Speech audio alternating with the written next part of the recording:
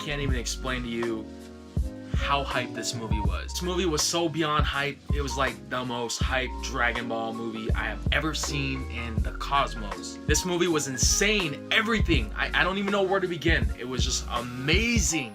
Everything from power levels to the Saiyan art. I don't even know where to begin right now. This movie was just amazing. I don't even know. Toei Animation, Akira Toriyama, Funimation Films. Y'all the real MVPs in this one, for real. I can't even tell you how hyped I am with this movie, man. This movie is one, if not the best movie that Dragon Ball has produced thus far, man. I can't even explain it, yo. I just want to go Super Saiyan.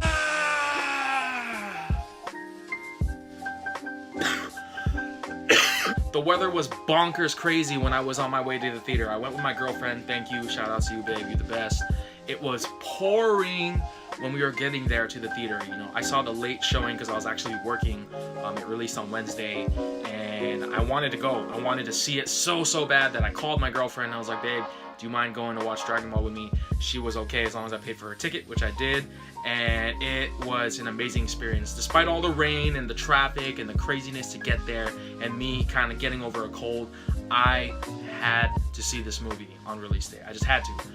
When we got there, the tickets, unfortunately, there were only a few left that were close together, but they were all in the very front row of the theater. If you want to watch a movie like that, really, it's going to be really bad on your neck. I didn't give a damn. I was like, yo, I don't care if I have to stand up watching the film. I don't give a damn if I have to be watching it right in front row. I got to see this film. I want to see what it's all about. That is exactly what we did. I was hoping to get some sort of, you know, souvenir or whatever, because usually when they debut a movie, theaters will give out stuff like Cinemark and AMC and all that stuff. They'll give you some free swag or whatever for going to the movie. So I was actually able to come out with this. Boom! Yes, I was actually able to get one of these. They handed me one of these here.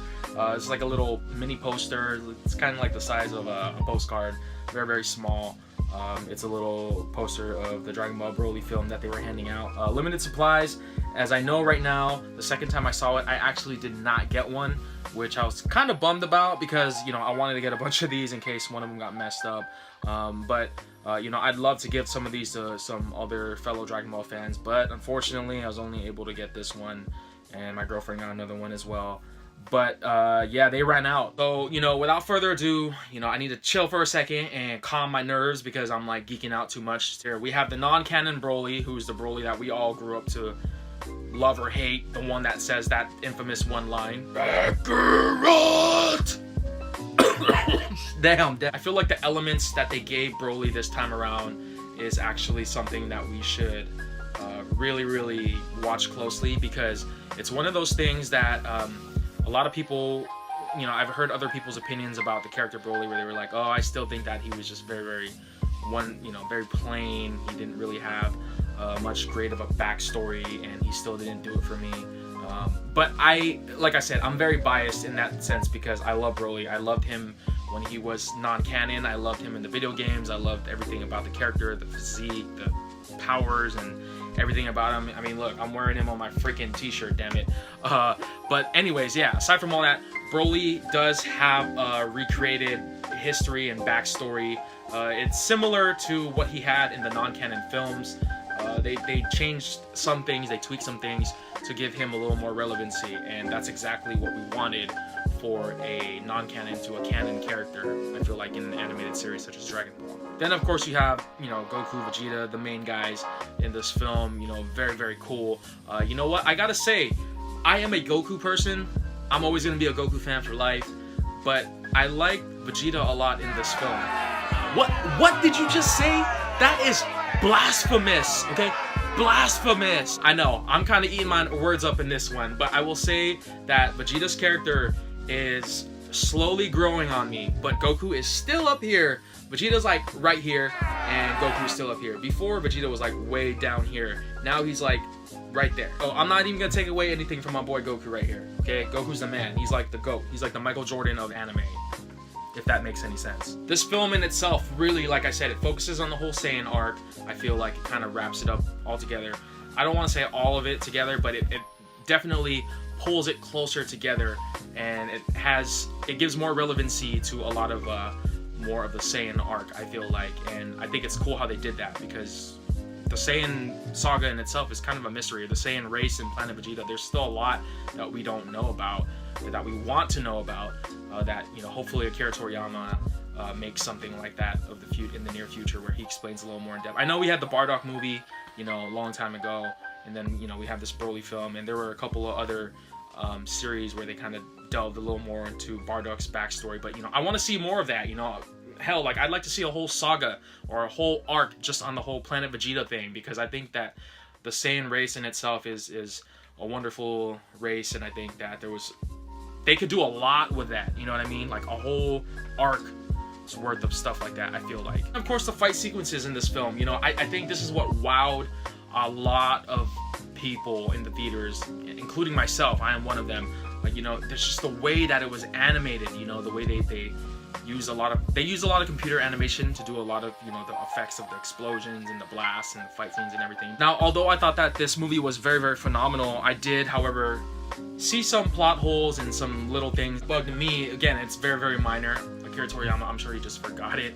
But it was the scene, there was a scene in there where they kind of showed Goku being launched into space to go to planet Earth because Planet Vegeta was going to get destroyed. Now, that is not a spoiler alert, people. If you guys know about Dragon Ball, you know that Planet Vegeta was destroyed back in Dragon Ball Z long, long, long time ago when Goku was still a baby. And basically they kind of just reiterate that whole flashback. They bring it back and they show you. But when they launched Goku as a baby into space to go to Earth, he was in Saiyan gear. And when, correct me if I'm wrong, but when Grandpa Gohan found him on planet Earth, wasn't he like butt naked? I don't know what happened to the Saiyan armor. It's a very, very minor thing. You know, again, like I said, I could care less. It was just a little thing that I was just like, where was his Saiyan armor? Where did it go? Did it melt? Did he disintegrate it? I don't know. But that was one of the things that I kind of was just scratching my head. I was like, Another thing, of course, is the dragon Shenron. As we all know, Shenron from Earth, you know, he allows 3 wishes. And correct me if I'm wrong, but I think the new dragon, because the dragon was, you know, Dragon Balls were destroyed and then Dende recreated them, I think he granted 2 wishes, correct me if I'm wrong. However, in this film, he grants 1 wish. So I'm not really quite sure what happened, if there's something that I missed. If there was something I missed, let me know in the comments, please. Another thing in the film, I did feel like it was a bit rushed on some parts of the film. You know, the whole, right after the Saiyan arc part, I know it's a limited time. You can't fit all of that in one film. I get it. But I feel like there could have been other ways to kind of show that transition between, you know, the past of when Planet Vegeta was still around to present day. It was just kind of weird to me. I just kind of felt like it was rushed, and I don't know. I felt like they could have done that a little bit better, you know, I'm being honest with you. But again, does not take anything away from my opinion on the entire film as a whole. Now for the big question of this, you know, whole film, you know, is it worth my money? Hell yes, it's worth your money.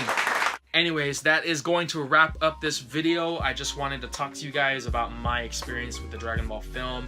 I saw it 2 times. I'm debating if I should see it 1 more time, but I had a great experience watching the film, and I loved every bit of it. And I hope that Akira Toriyama, Toei Animation, and Funimation continue to make films like this for the Dragon Ball franchise, because I am a huge Dragon Ball Z fan.